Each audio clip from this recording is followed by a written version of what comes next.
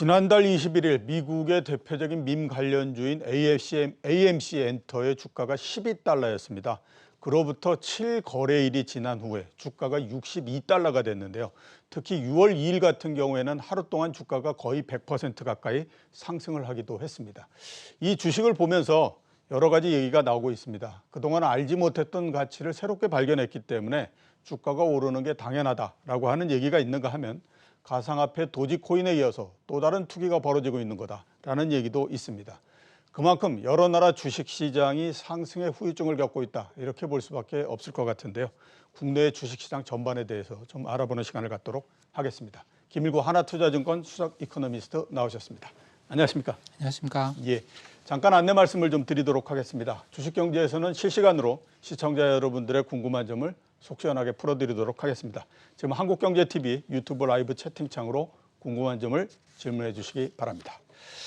예, 일단 시장 한번 좀 짚어보고 좀 가야 되지 않나 싶습니다. 일주일째 미국 시장은 소폭의 등락만을 거듭하고 있는 것 같고요. 그 대신에 우리나라 시장은 어제 보면 장중으로도 사상 최고가를 왔다 갔다 하고 있는 그런 상태를 계속 지금 유지를 하고 있거든요. 두 시장이 어떻게 보게 되면 상당히 좀 차이를 많이 보이고 있다 이렇게 생각이 되는데 이렇게 차이가 나오고 있는 원인이 뭐라고 보시고요. 그다음에 앞으로 이런 차이가 계속될 수 있을까요? 어떻게 지금 보십니까? 그래서 미국 시장은 뭐 다들 아시다시피 4월 중순 정도부터 예. 그때 미국의 FMC를 전후해서부터 이제 주식시장이 완전히 보합세로 들어가 있는 상황입니다. 물론 뭐 예. 조금씩 올라가는 경우도 있습니다만 또 내려오고 하면서 굉장히 좁은 폭의 등락을 반복을 하고 있죠. 예. 기본적으로 연준이 자산 매입 축소한다. 이제 연준이 더 이상 돈을 공급해 주는 게 아니고 이제 연준이 시장에서 발을 빼고 있다. 이런 식의 생각 때문에 근데 실적을 그거를 상쇄하고 주가를 끌어올릴 만한 실적이 안 나와서 계속 거기서 횡보를 하고 있고 예. 우리나라 시장은 지난 2월 달에 3,200포인트를 돌파했다가 그다음에 조정을 보였다가 왔다 갔다 최근에는 그렇죠. 이 폭이 이제 갈수록 더 좁혀지고 있는 그런 모양이죠. 그래서 크게 보면은 뭐 올해 들어와서 글로벌 주식시장이 연초에 상승하다가 그 이후로부터는 다들 횡보세로 좀 들어가는 경향이 있는 건 맞고요. 그 와중에서 우리나라 시장에서는 좀 더 순환매가 이게 산업 중심으로 좀 많이 돌아가는 경향이 있습니다. 예. 그러니까 요것 좀 그러니까 대세 상승할 거라면 그런 상황은 아닌데 이게 대세 상승에 대한 좀 그런 대세 상승에 대한 기대가 좀 낮아지다 보면 그렇다고 떨어질 것도 아니면 요거 샀다가 그 다음 날은 좀 오르면 또 딴 거 샀다가 네, 그렇죠. 이걸로 갔다가 뭐 그러는 것이죠. 가령 뭐 자동차 갔다가 뭐 그저께는 자동차 갔다가 자동차가 좀 올라가 주니까 그 다음 날은 여기서 빼서 이제 반도체 갔다가 뭐 이런 식의 움직임들이 계속돼요. 요게 어떻게 보면은 주식시장이라고 하는 게 강력한 저항선을 만나면 요거를 곧바로 뚫고 정면 돌파하는 경우는 굉장히 데이터가 좋고 뭐 실적이 좋고 그러면 정면 돌파하죠. 그렇죠. 근데 이 정면 돌파할 주식시장이 힘이 없으면 이렇게 돼보고 저렇게 돼보고 저렇게 돼보고 하는 그런 건데 저는 지금 뭐 최근에 시장에서 나타나는 현상이 그런 거라고 봅니다. 어떻게 이렇게 좀 우회해보고 하려고 하는데 이게 신고가 저항선이 잘 안 뚫리는 그런 시장 상황이죠. 상대적으로 보면 전 세계에서 유럽 시장이 지금은 가장 좋은 것 같아요. 뭐 독일도 그렇고 일부 아무튼 사상 최고치를 넘어서 이렇게 가고 하는데 그 부분은 또 어떻게 봐야 될까요? 말씀하셨던 거에 비춰보면 유럽은 그래도 아직까지 뭐 양적 완화를 축소한다든가 이럴 가능성도 별로 없고 또 상대적으로 작년 3월 달서부터 오른 것도 좀 적고 뭐 이런 것들이 영향이 더 있다고 보십니까? 어떻게 보십니까? 아무래도 지금 이게 상승이 딱 막혀버린 게 어제 테슬라 주가 하락도 있습니다만 성장주. 그러니까 실적에 비해서 이제 굉장히 주가가 높고 그러니까 그만큼 주가 올라갈 것이라는 기대감이 높았던 성장주가 최근에 타격을 좀 많이 받는 편이죠. 근데 유럽에는 그렇게 성장주가 없어서 작년에 주가 상승도 별로 없었다고 볼 수 있고요. 최근에 이제 그에 반해서 가치주, 성장주 반대 개념이죠. 가치주는 그나마 좀 주가가 조금 견조한 편이에요. 그래서 가치주가 많은 유럽이 주가 상승이 좀 다른 성장주 많은 시장보다는 조금 더 있는 것 같습니다. 유럽이 상대적으로 가치주가 좀 많기 때문에 주가가 최근에 좀 더 아무튼 강하게 움직인다 이렇게 말씀을 해주셨고요. 국내 시장 한번 보면 사상 최고치에 거의 지금 근접해가지고 밀고 땡기고 하고 있는 입장인데 그 시장 내부적으로 보면 여기에서부터 이거를 뚫고 더 올라가서 계속 시장을 끌고 갈 수 있을 만큼의 동력이 있겠느냐 하는 것에 대해서는 아직까지 회의감을 그리고 또 의문을 떨쳐버리지 못하고 있는 상태 이렇게 네. 이제 보이거든요. 추가적인 상승 동력이 나올 수 있을 거라고 보십니까? 어떻게 판단하십니까? 그 추가적인 상승 동력은 가령 이제 오늘 미국 시장에서 고용 지표가 발표가 되는데 예, 고용이 좋고 그러면 주가가 올라갈 수 있는 여지도 있고, 근데 그거를 또 어제 미국 연준이 그동안 사들였던 회사채를 시장에 팔겠다라고 하면서 조금 찬물을 끼얹어버린 그런 상황이죠. 그러니까 시장 나름대로는 뭐 경제 지표가 좋게 나오고 하면 아직까지 연준이 긴축으로 들어간다고 보기는 어렵거든요. 금리를 정상화시키려고 하는 것이니까 뭔가 경제 지표가 잘 나오면 그 앞으로 실적이 개선될 거다라는 기대감을 키우면서 이게 주가가 고점을 돌파하고 이렇게 할 수 있겠다라는 기대가 한쪽엔 있어요. 근데 어제처럼 또 연준이 또 거기다 찬물을 끼얹어 버리고 뭐 그런 일이 생기겠죠. 예, 알겠습니다.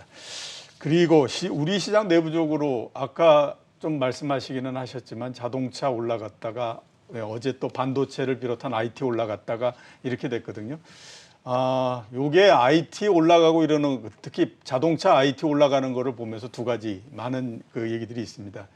그냥 순환매에서 맨 마지막에 당연히 한 번 올 수 있는 거다. 그게 어제 반도체 오르고 그래서 주가를 끌어올렸다라고 보는가 하면 이 주식들이 한 5개월 정도 쉬었으니까 이제는 한번 올라갈 수 있는 거 아니냐 이런 생각도 있고 뭐 이렇게 하거든요. 네. 상무님은 어떻게 보십니까? 이 주식들 앞으로에 대해서. 그 우리나라 시장에서 가장 시가총액이 크고 이게 움직이면 지수가 움직이는 게 자동차하고 반도체겠죠. 반도체. 예, 그렇죠. 예, 근데 이게 무슨 테마주들도 아니고 그냥 쉬었다는 이유로 뭐 순환매가 돌 수 있는 그런 건 아니에요. 그러니까 다른 것들은 테마로 순환매가 그냥 돌고 올랐다 떨어지고 올랐다 떨어지다 때로는 좀 올라가기도 하고 이런다고 해서 뭐 문제가 생기지는 않는데 이 큰 종목들은 그냥 순환매라보다는 뭔가 이유가 있어야 되는 것이죠. 예. 뭔가 이유가 있어야 되는데 가령 뭐 자동차 같은 경우에는 지금 일종의 병목 현상이 있습니다. 자동차용 반도체 공급 부족이나 이런 문제, 그러니까 생산이 감소한 그런 게 있는데 이게 다시 정상화된다라는 기대감 그런 것들로 해가지고 주가가 다시 상승할 수 있는 그런 게 있는데 그걸 제외하고 그냥 쉬었기 때문에 올라간다고 보기 어렵죠. 그다음 반도체도 워낙 이슈들이 많기 때문에 예. 그 많은 이슈들에서 뭔가가 좀 해결이 되어줘야지 그냥 테마주처럼 올라간다고 보기는 어렵죠. 근데 그 두 개 빼고 나면 그러니까 그저께 이 자동차 주식들이 올라가기 직전까지 테마 종목들이 계속 돌았어요. 계속 예. 돌고 뭐 큰 종목, 작은 종목 쭉쭉 돌다가 어느 정도 이게 한 바퀴 손을 다 거치고 나니까 이제는 이거 얘들 좀 올라왔으니까 이거 올라가도 큰 문제 없겠지라고 해서 자동차 쪽으로 좀 몰려가 보니까 이게 주가 상승이 꽤 나타나거든요. 예. 그 다음에 그러니까 곧바로 이제 반도체 쪽으로 넘어가고 하는데 이게 그렇게 해서 계속 유지되기는 이거는 테마성 종목들은 아니다 싶어요. 테마성 종목이 아니기 때문에 계속해서 유지되기는 쉽지가 않다. 이렇게 말씀해 주셨고 그다음에 해외 시장으로 넘어가기 전에 질문이 들어와서 잠깐 좀 여쭤보도록 하겠습니다. 김종범 님이 질문을 하신 건데요. 미국의 테이퍼링이 시행된 이후에 금리에 대해서는 어떻게 생각하시느냐. 금리에 대한 전망을 여쭤보셨습니다. 아마 시장 금리 얘기를 하시지 않나 싶습니다. 지금 테이퍼링을 초기에 아마 어제 연준이 회사채를 팔겠다 이런 결정을 내린 걸 보면 예. 뭐 오늘 발표될 고용 지표와 무관하게 우리가 6월 FMC에서 테이퍼링을 시작할 거다 뭐 이런 신호를 보낸 거라고 생각을 합니다. 예. 근데 테이퍼링은 지금 월 1,200억 불의 채권을 연준이 사고 있는 걸 줄인다라는 이야기인데 예. 그 1,200억 불의 구성을 보면 400억 불이 모기지 채권이고 예. 800억 불이 국채예요. 근데 지금 이제 미국 시장에서 당장 심각한 문제가 되고 있는 게 이 부동산 영역입니다. 예. 이 주택 가격이 상승이 전년 대비 한 13%씩 되면서 가계의 소득 대비해서 집값의 배율이죠. 이게 2006년, 7년, 8년 버블 때만큼 올라가 있는 상황이에요. 그렇기 때문에 일단 집값 상승세를 누그러뜨려야 되는데 그러기 위해서는 지금 연준이 어떻게 보면 연준이 모기 채권을 계속 사면서 예. 그 모기지 금리를 낮게 만들고 사람들이 주택 구매를 계속 하도록 하는 것이죠. 그러니까 일단 국채를 많이 건드리기보다 모기지 채권부터 먼저 건드리지 않겠는가. 그러면 국채금리에 대한 가산금리가 올라가면서 국채금리보다는 모기지 금리가 상승폭이 커지지 않겠는가. 국채금리는 아직까지 연준이 금리 저거 끌어올려야 되겠다라고 하는 타겟은 아직까지 아니다. 그리고 연준이 한꺼번에 모기지 금리도 막 끌어올리고 국채금리도 막 끌어올리고 이렇게 했을 때 경제가 의외로 둔화될 수 있는 위험도 갖고 있기 때문에 지금 당장은 모기지부터 하고 그래서 모기지의 가산금리가 올라가도 경제에 큰 문제가 없게 되면 몇 달 있다가 이제 그때부터 국채금리를 끌어올리는 그런 정책에 들어가겠죠. 그러다 보니까 테이퍼링 이야기를 해도 현재까지는 아직까지 국채금리는 그렇게 많이 올라가고 있는 상황이에요. 국채금리는 그냥 딱 횡보를 하고 있는 상황이죠. 그렇죠. 이건 제가 볼 때는 그렇습니다. 일단 나는 타겟이 아니다. 모기지 금리부터 하겠지. 그리고 시간 지나면 또 세상이 어떻게 바뀔지 모르는데 일단 기다려보자라는 것이죠. 기다려보는데 한 3개월쯤 지나서 가을쯤 돼서 6월 달에 테이퍼링 시작하고 가을쯤 돼서 모기지 금리가 올라가도 경제에 큰 영향이 없다. 그러면 그때부터는 이제 연준의 주 타겟이 국채금리를 올리자 이쪽으로 가겠죠. 그때부터 국채금리가 올라가지 않겠는가. 저는 그래서 연말쯤 되면 한 2% 지금 1.6%인데 한 2%쯤 되지 않겠는가 생각을 합니다. 연말 정도 되면 2% 정도까지 상승을 한다. 그렇게 말씀을 해주셨고요. 그다음에 미국 시장에 대해서 한번 좀 여쭤보도록 하겠습니다. 우선 시장 내부적으로 있는 것부터 한번 좀 여쭤봐야 될 것 같은데 얼마 전에 게임스탑이 상당히 좀 유명하지 않았었습니까? 네네. 지금은 또 AMC 엔터입니다. 네. 아까 제가 말씀드렸던 것처럼 12달러에서부터 62달러까지 5배 올라가는데 딱 7일 걸렸습니다. 과연 미국 시장에서 물론 개별적인 종목 하나를 가지고 얘기를 하기는 어렵지만 미국 시장에서 이런 일이 있을 수 있나 이런 생각이 들 정도이거든요. 이런 현상에 대해서는 지금 어떻게 보십니까? 민주주식 폭등에 대해서는. 그러니까 원래 자산 시장이라고 하는 게 가격이 올라갈 때 두 가지를 갖고 있죠. 이거는 뭐 주식이든 코인이든 부동산이든 모든 자산이 다 마찬가지입니다. 한 가지는 펀더멘탈이라는 게 있어요. 근데 우리는 주식은 펀더멘탈에 따라서 움직인다고 생각하고 코인은 펀더멘탈이 없다고 이야기하죠. 근데 사실 뭐 주식에도 펀더멘탈만 가지고 주식 움직이는 게 아니고 사람들이 모여들면 또 주가 올라갑니다. 그렇죠. 사람들이 이게 펀더멘탈이 없다는 거 잘 알고 있는데 지금 돈 복사하는 거 아니에요? 이런 식으로 덤벼들어서 이제 코인 가격이 올라가듯이 주식에서도 사람들이 그렇게 모여들면 주가가 올라가는 경향이 있죠. 근데 이런 게 없었던 현상은 아니고 이게 근데 굉장히 빈번하게 발생하는 현상은 아닌데 최근에 좀 이게 빈번해지고 있는 그런 것이죠. 그리고 예전에는 사람들이 별로 잘 몰랐고 그렇게 한꺼번에 우르르르 특정 종목에 몰려드는 일이 잘 없었는데 이게 지금은 사람들이 SNS를 통해서 특정 시간대에 특정 종목에 막 몰려드는 경향이 코인뿐만 아니라 주식에서도 나타납니다. 그러다 보니까 주식에서도 코인의 그런 움직임이 상당 부분 주식으로 유입되고 있는 그런 양상이에요. 근데 이게 다들 이제 종목이 큰 종목으로는 못하는 거죠. 큰 종목 못하고 움직일 수 있는 돈이 그렇게 거액은 아니니까. 그리고 기관 투자자들이 많이 매수하고 있는 종목들은 그렇게 개인들이 특정 종목에 특정 시간에 몰려들면 오히려 좀 올리다가 후루룩 떨어뜨립니다. 그렇겠죠. 그 우리나라에서도 주식 투자해 보신 분들은 잘 아실 거예요. 근데 기관들이 공매도를 많이 하고 있는 종목들. 이거는 종목 주가를 막 끌어올리면 공매도가 이제 어쩔 수 없이 매수하게 되는 그런 경향도 있어서 그런 전형적인 마니 게임이죠. 저는 이건 투기라고 생각하기보다는 마니 게임을 한다. 마니 게임이라고 생각합니다. 글쎄, 상무님 말씀 들으니까 이게 큰 틀은 별로 못 건드리고 그러다 보니까 이제 주식시장이 잔재주만을 계속 벌리는 그런 형태로서 계속 진행되고 있는 게 아닌가라는 생각이 좀 듭니다. 또 질문이 들어왔는데요. 역시 이제 테이퍼링 뭐 이렇게 가니까 그 부분들이 상당히 좀 궁금증이 많으신 것 같습니다. 2013년에서 14년도에 테이퍼링이 있었지 않습니까? 그때하고 지금하고 비교했을 때에 이번에 주식시장 반응하고 2013년, 14년도의 주식시장 반응은 어떤 형태로서 차이가 날 것이냐 하는 것에 대한 질문입니다. 체크팩트님이 질문해 주셨습니다. 사실 그때랑 지금이랑 비교하기가 극히 불가능할 정도로 많이 달라요. 그러니까 그때는 어떤 상황, 2013년은 어떤 상황이냐면 2012년까지 2008년에 한번 크게 경기가 위축됐다가 반등하던 경기가 다시 2011년, 12년 다시 꺾여버렸거든요. 더블 딥이었습니다. 더블 딥의 상황에서 2013년에 테이퍼링을 하면서 주식시장은 어떻게 반응했냐면 와 이제 드디어 벗어났다. 더블 딥에서도 벗어나고 이제 본격적으로 경제가 좋아진다고 생각하고 주식시장이 굉장히 큰 자신감을 회복하는 어떤 계기였습니다. 예. 그러다 보니까 금리가 굉장히 많이 올라가 버렸죠. 근데 지금은 이게 그런 맥락이 아니죠. 그런 맥락이 아니고 경제는 이미 회복할 대로 다 회복했고 주가도 더 많이 올라간 상황이다 보니까 예. 여기서 테이퍼링을 하면 장기 금리가 올라가게 되면 경기가 꺾이지 않겠는가라는 그런 걱정을 주식시장이 하고 있고 그러니까 그때에 비해서 주식시장의 자신감이 현저하게 떨어진 상황이죠. 자신감이 떨어진다. 네, 예. 주식시장의 자신감이 떨어진 걸 본 채권시장은 그때는 주식시장이 워낙 자신감이 컸으니까 예. 이제는 금리 올라갈 일밖에 없겠구나. 그게 2013년의 반응이었다고 한다면 지금은 테이퍼링하다가 주가가 떨어질 것 같은데 그러면 금리가 안 올라가지도 않을까? 뭐 이런 테이퍼링 하다가 중단하지도 않을까? 이런 식의 채권 시장이 지금 자신감을 좀 갖고 있는 그런 예. 단계인 것 같아요. 예, 알겠습니다.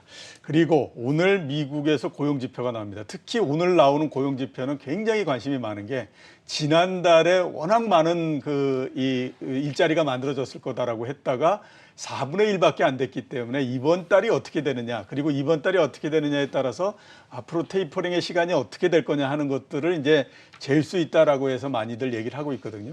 그래서 한번 우리가 생각해 봐야 될 게 지금 시장에서 기대하는 것만큼 그거보다도 좀 더 나왔을 경우, 그다음에 덜 나왔을 경우 시장은 어떻게 반응을 할 거라고 지금 보십니까?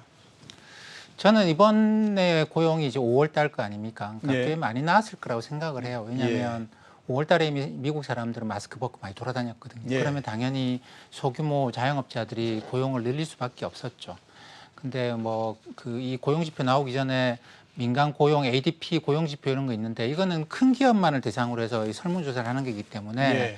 이게 조그마한 기업이 가게에서 고용 늘리는 게 이게 반영이 안 됩니다. 그래서 오늘 나와봐야 아는데 어제 연준이 그 회사채를 갖고 있는 걸 팔겠다라는 이야기를 예. 할 정도였으면 연준이 그 정도는 알고 시작하지 않았을까라고 생각을 해요. 하루 전에 데이터 정도는 알고 있었지 않겠는가. 그러니까 고용이 꽤 잘 나오겠다라는 생각을 합니다. 그럼 예. 이제 고용이 잘 나오게 되면 시장은 야 경제가 진짜 정상화되는 것 같다 싶어서 이게 흔히 말하는 그 컨택트 종목들에서 주가 상승이 나타날 거라고 생각을 해요. 예. 그리고 이제 근데 또 한편으로는 6월 FMC에서 테이퍼링은 기정사실화되는 거구나. 이제 6월 FMC에서 곧바로 발표하겠구나라는 게 되면서 전반적으로 올라가는 시장을 좀 누르게 예. 될 것 같고, 근데 이 컨택트 쪽에서는 올라가고 전반적으로 눌리게 되고 그런 모양이 아니겠는가 봅니다. 좀 전에 이게 말씀하셨던 것처럼 만약에 이제 고용 지표뿐만 아니라 지금 아까 말씀하셨던 것도 회사채를 팔았기 때문에 이거를 보면 뭐 이번에 고용 지표가 어떻게 나오건 간에 일단 테이퍼링은 그냥 시작하는 거 아니겠느냐라고 말씀을 해주셨거든요. 그리고 이제 6월 달 정도가 그 시작 시점을 얘기를 하지 않겠느냐라고 말씀하셨는데 지난달 고용 지표가 나왔을 때 대부분 많이 얘기했던 게 뭐냐면 시작점을 얘기를 하는 게 9월 달 정도가 될 거고 6개월 정도 지난 한 내년도 초 정도 돼야 실제로 시작하지 않겠느냐라는 얘기를 한 건데 그럼 한 3개월 정도 땡겨지는 거거든요. 네. 그거에 따른 그 반응이나 이런 것들은 어떻게 좀 나올까요? 그러니까 뭐 지금 좀 늦추기가 어려운 상태라고 저는 봅니다. 연준이. 늦추기가 어려운 상태다. 아까 말씀드린 예. 대로 연준이 지금 주택 시장의 버블을 조장하고 있거든요. 예. 월에 400억 불씩 모기지 채권을 사들어가면서 주택 시장의 버블을 조장을 하고 있는데 사실 이거는 예.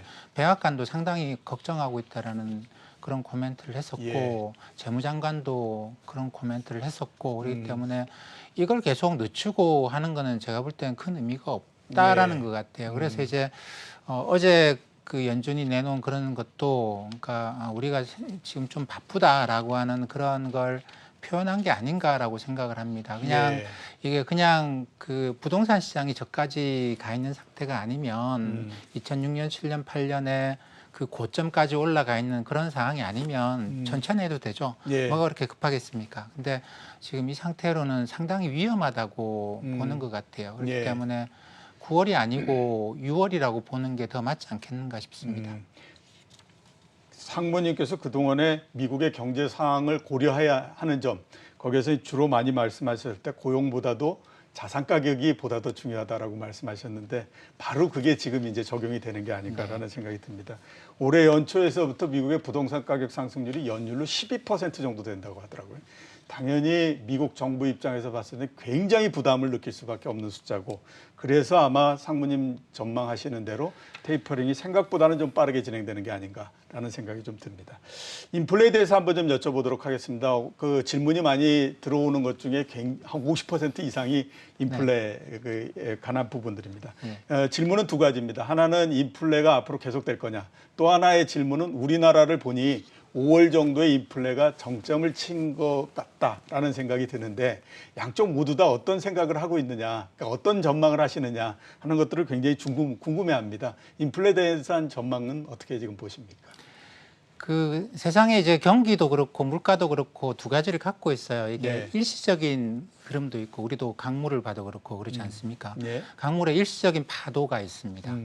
근데 도도히 흘러가는 또 트렌드도 있거든요. 예, 그러니까 그렇죠. 이 두 개를 섞어 놓고 우리는 하나의 지표를 보게 되는데 그걸 가지고 일시적이다, 이거는 지속적이다 이야기를 하는데 우리나라 물가 상승률이 5월 달에 고점이었을 수 있다. 이거는 기저효과만 예, 기저효과. 놓고 한 네, 것이죠. 그것만 놓고. 네, 작년에 낮아서 올해 5월 달이 높다. 이거 기저효과만 놓고 이야기한 건데 예. 이것만 갖고 도도히 흐르는 강물의 흐름이 뭐 일시적이었다라고 이야기할 수는 없는 것이죠. 근데 저는 이게 기저효과 빼고 트렌드로 흘러가고 있는 게 뭐냐면 공급 쪽에서 병목 현상이 심하게 나타나요. 예. 이게 이제 뭐 자동차용 반도체뿐만 아니라 반도체 뭐 또는 전기차 이쪽에 투자를 많이 하면서 해상 운송 운임을 포함해서 원자재 가격 이런 모든 것들이 급상승을 하고 있는데 이게 일시적으로 끝나고 다시 돌아갈 거다 볼 수는 없고요. 예, 그렇겠죠. 네, 이게 추세적인 움직임이고 그리고 자동차나 반도체는 지금 그쪽 산업은 다들 목숨을 걸고 치킨 게임을 하고 있는 중이거든요. 여기서 예. 투자를 늦출 수가 없어요. 예. 운임이 비싸고 뭐 원자재 값이 비싸고 다음에 투자합시다라고 할 수는 없죠. 지금 당장 하지 않으면 가령 뭐 지금 테슬라의 주가 떨어지는 것도 그거 아닙니까? 예. 후발업체들이 전기차 후발업체들이 목숨을 걸고 지금 전기차를 테슬라를 따라잡는 전기차를 당장 내놔야 된다는 겁니다. 근데 엄청 비싸요. 그래서 예. 일론 머스크가 최근에 뭐라고까지 이야기했냐면 야 이건 해도 너무한다. 자동차용 반도체를 포함해서 자동차 전기차를 만드는 데 들어가는 게 각 업체들이 재고를 확보를 하는 게 이거는 해도 매점 매석이 이런 네. 매점 매석도 없다고 할 예. 정도인데 그 정도로 지금은 뭐 이거는 가격 불문, 기업이 이익을 불문하고 일단 지금 당장 해야 된다라는 것이죠. 이런 이제 절박한 어떤 요구가 결국 이제 인플레이션을 낳아가는 힘이 있는데 이건 네. 아직까지 지난 4월 달에 미국의 CPI를 보면 운임만 일부 반영돼 있습니다. 예. 운임만 일부 반영돼도 4%까지 올라가 버리는 거죠. 예. 근데 그게 이제 해상 운임에서 끝나겠습니까? 쭉 퍼져나가는데 그러면 기업들이 그 비용이 쫙 올라간 상황에서 최종 완성품의 가격을 안 올린다? 이미 자동차들도 가격을 올리고 있는 그렇죠. 중이거든요. 예, 예. 그걸 안 올릴 수는 없죠. 그러면 네. 계속해서 그 이익이 줄어들어 버리는데. 그렇습니다. 그리고 소비자들이 그걸 사겠다 하잖아요. 예, 예. 이 때문에 가격을 최종 생산품의 가격을 올리기가 쉽죠. 그래서 앞으로 그런 것들이 쭉 이렇게 가격이 올라갈 건데 그게 제가 볼 때는 추세적인 어떤 물가 상승이고 예. 그 와중에 뭐 강물이 흘러가는데 여기서 이렇게 파도가 왔다가 또 줄었다가 뭐 이럴 수는 있겠죠. 기본적으로 인플레의 기조 자체는 크게 변함이 없다. 뭐 그 하반기 들면서 기저 효과가 좀 약해지고 이러는 부분이 있다고 하더라도 다른 부분의 영향들이 있기 때문에 일정하게 어느 정도의 인플레는 감안을 해야 된다. 이렇게 이제 우리가 봐야 될 것 같고요.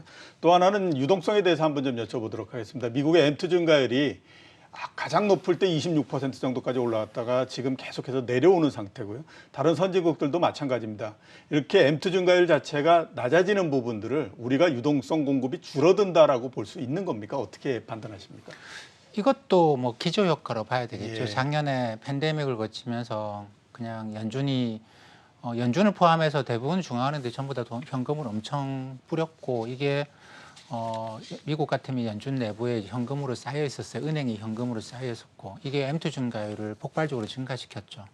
근데 어쨌든 우리가 이게 전년 대비해서 보니까 그때 증가시켰던 거가 유지가 되거나 뭐 늘어나봤자 아주 조금 늘어나거나 안 그러면 줄어들 가능성이 높거든요. 그렇기 예. 때문에 M2 증가율이 떨어지는 거는 뭐 그냥 정상화라고 보는 게 맞지 않겠는가 싶어요. 예. 예, 최근에 물가 상승률이 뭐 많이 올라간 것도 제가 볼 때 그까지는 그냥 정상화입니다. 예. 정상화인데 그 아주 일부가 음.